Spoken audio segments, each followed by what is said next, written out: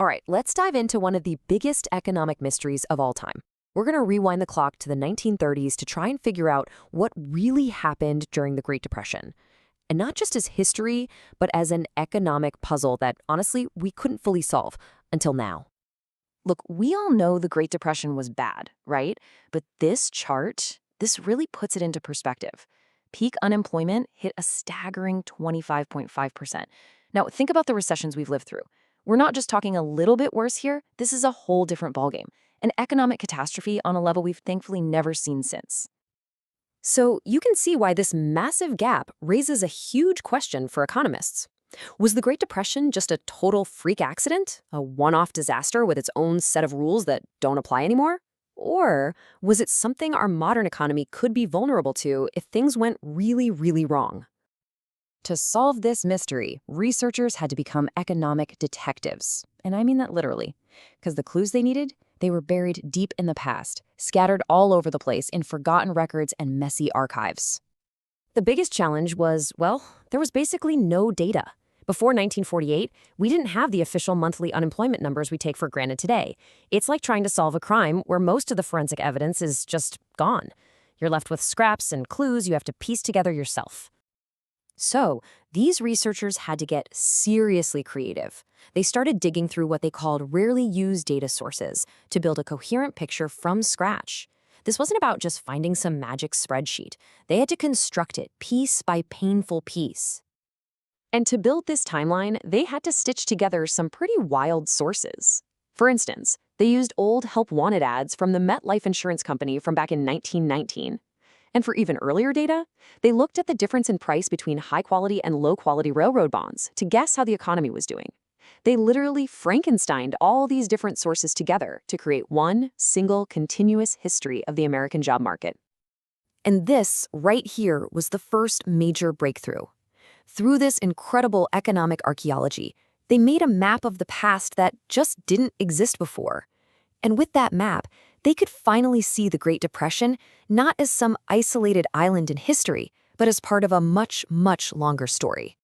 Okay, let's move on to the next piece of the puzzle. Because, having all this data is great, but you need a theory, a motive, if you want to stick with the detective story, to explain what the data is actually telling you. This central clue, the smoking gun, really, lies with wages. See, in a simple world, when tons of people are unemployed, wages should drop. That makes it cheaper for companies to hire, and that helps the economy get back on its feet. But during the Depression, wages were surprisingly sticky.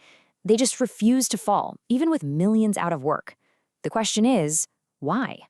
To crack this, researchers came up with this idea called credible bargaining. Now, this isn't your typical negotiation where if you can't agree, you just walk away.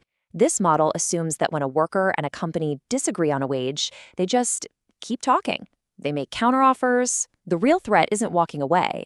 It's the cost of all that wasted time. And that little difference changes everything. Flexible wages are kind of like a shock absorber for the economy. But with sticky wages caused by this credible bargaining thing, that shock absorber is just gone. Companies can't lower wages to match the terrible economy, so they're left with one option: stop hiring and start firing. And that just pours gasoline on the fire. So here's what's really going on.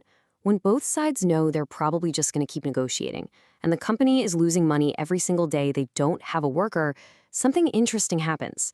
Wages get insulated from the rest of the job market. It doesn't matter if there are millions unemployed, the wage negotiation is happening in its own little bubble. And that makes the whole system incredibly fragile. Okay, this is it. The moment of truth. What happens when you take this brand new historical data and combine it with this powerful new theory?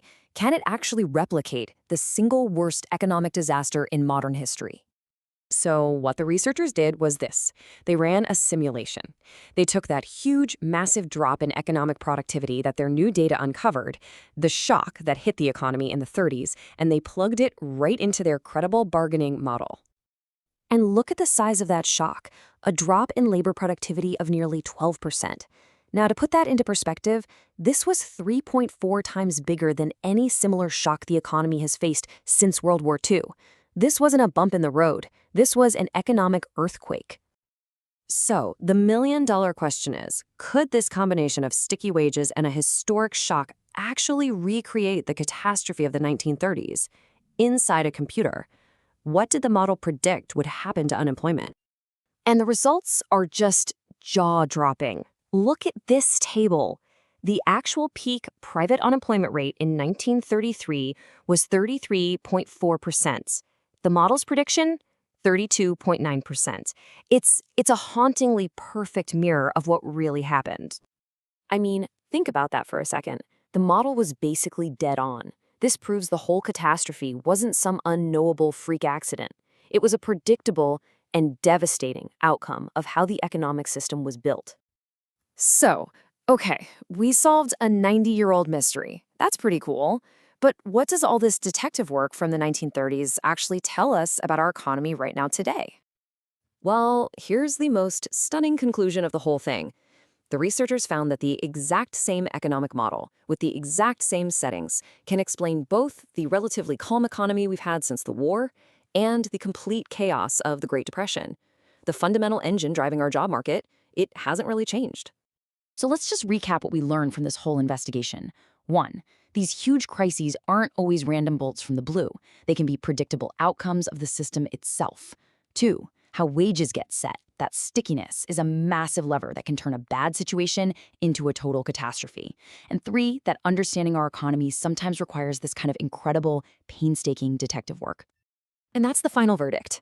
The Great Depression wasn't caused by some alien form of economics with rules we don't understand anymore.